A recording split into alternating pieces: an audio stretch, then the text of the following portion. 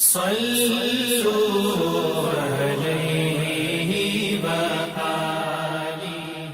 بخاری حدیث نمبر 451۔ سفیان بن عینہ نے کہا کہ میں نے عمرو بن دینار سے پوچھا، کیا تم نے جابر بن عبداللہ سے یہ حدیث سنی ہے کہ ایک شخص مسجد نبوی میں آیا اور وہ تیر لیے ہوئے تھا؟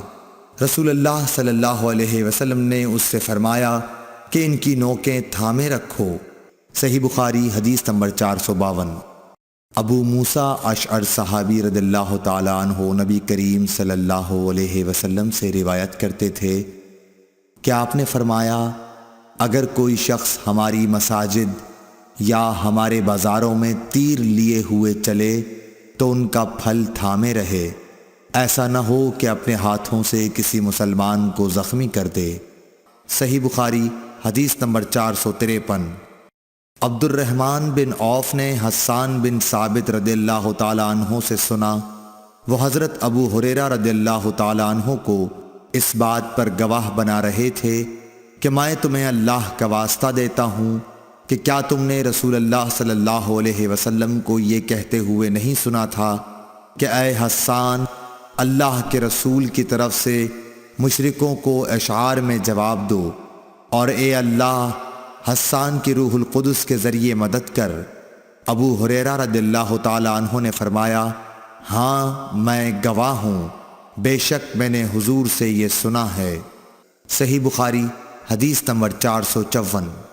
عروہ بن زبیر نے حضرت عائشہ صدیقہ رضی اللہ تعالیٰ عنہ سے روایت کیا ہے، حضرت عائشہ نے فرمایا، میں نے نبی کریم صلی اللہ علیہ وسلم کو ایک دن حجرے کے دروازے پر دیکھا۔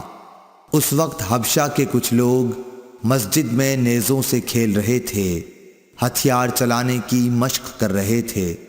رسول اللہ صلی اللہ علیہ وسلم نے مجھے اپنی چادر میں چھپا لیا تاکہ میں ان کا کھیل دیکھ سکوں۔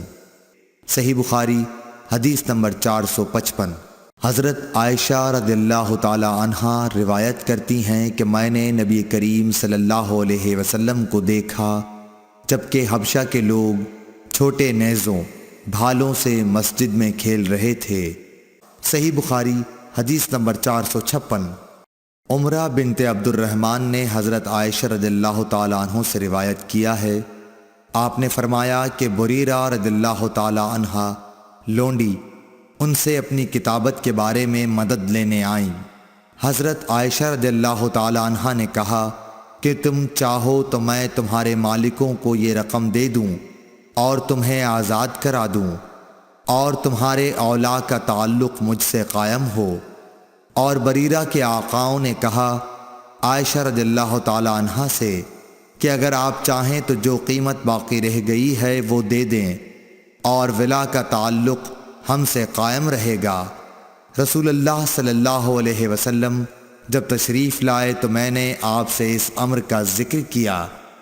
آپ صلی اللہ علیہ وسلم نے فرمایا کہ تم بریرہ کو خرید کر آزاد کرو، اور ولا کا تعلق تو اسی کو حاصل ہو سکتا ہے جو آزاد کرائے۔ پھر رسول اللہ صلی اللہ علیہ وسلم منبر پر تشریف لائے۔ سفیان نے اس حدیث کو بیان کرتے ہوئے ایک مرتبہ یوں کہا کہ پھر رسول اللہ صلی اللہ علیہ وسلم منبر پر چڑھے اور فرمایا، ان لوگوں کا کیا حال ہوگا جو ایسی شرائط کرتے ہیں جن کا تعلق کتاب اللہ سے نہیں ہے۔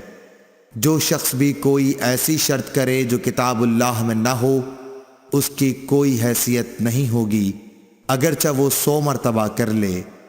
اس حدیث کی روایت مالک نے یحییٰ کے واسطے سے کی، وہ عمرہ سے کہ بریرہ اور انہوں نے منبر پر چڑھنے کا ذکر نہیں کیا۔ صحیح بخاری حدیث نمبر 457۔ کعب بن مالک نے مسجد نبوی میں عبداللہ بن ابی حضرت سے اپنے قرض کا تقاضا کیا، اور دونوں کی گفتگو بلند آوازوں سے ہونے لگی، یہاں تک کہ رسول اللہ صلی اللہ علیہ وسلم نے بھی اپنے حجرے سے سن لیا۔ آپ پردہ ہٹا کر باہر تشریف لائے اور پکارا، کعب رضی اللہ تعالی عنہ بولے، ہاں حضور فرمائیے کیا ارشاد ہے؟ آپ نے فرمایا کہ تم اپنے قرض میں سے اتنا کم کر دو۔ آپ کا اشارہ تھا کہ آدھا کم کر دیں۔ انہوں نے کہا یا رسول اللہ میں نے بخوشی ایسا کر دیا۔ پھر آپ نے ابن ابی حضرت سے فرمایا اچھا اب اٹھو اور اس کا قرض ادا کرو جو آدھا معاف کر دیا گیا ہے۔ صحیح بخاری حدیث نمبر 458۔ حضرت ابو ہریرہ رضی اللہ تعالیٰ عنہ سے روایت ہے کہ ایک حبشی مرد یا حبشی عورت مسجد نبوی میں جھاڑو دیا کرتی تھی۔ ایک دن اس کا انتقال ہو گیا تو رسول اللہ صلی اللہ علیہ وسلم نے اس کے متعلق دریافت فرمایا۔ لوگوں نے بتایا کہ وہ تو انتقال کر گئی۔ آپ نے اس پر فرمایا کہ تم نے مجھے کیوں نہ بتایا، مجھے اس کی قبر بتلاؤ۔ پھر آپ قبر پر تشریف لائے اور اس پر نماز پڑھی۔ صحیح بخاری حدیث نمبر 459۔ حضرت عائشہ رضی اللہ تعالی عنہا فرماتی ہیں کہ جب سورہ بقرہ کی سود سے متعلق آیات نازل ہوئیں تو نبی صلی اللہ علیہ وسلم مسجد میں تشریف لے گئے اور ان آیات کی لوگوں کے سامنے تلاوت فرمائی۔ پھر فرمایا کہ شراب کی تجارت حرام ہے۔ صحیح بخاری حدیث نمبر 460۔ حضرت ابو ہریرہ رضی اللہ تعالی عنہ سے روایت ہے کہ ایک عورت یا مرد مسجد میں جھاڑو دیا کرتا تھا۔ ابو رافع نے کہا میرا خیال ہے کہ وہ عورت ہی تھی۔ پھر انہوں نے نبی کریم صلی اللہ علیہ وسلم کی حدیث نقل کی کہ آپ نے اس کی قبر پر نماز پڑھی۔ Thanks for watching.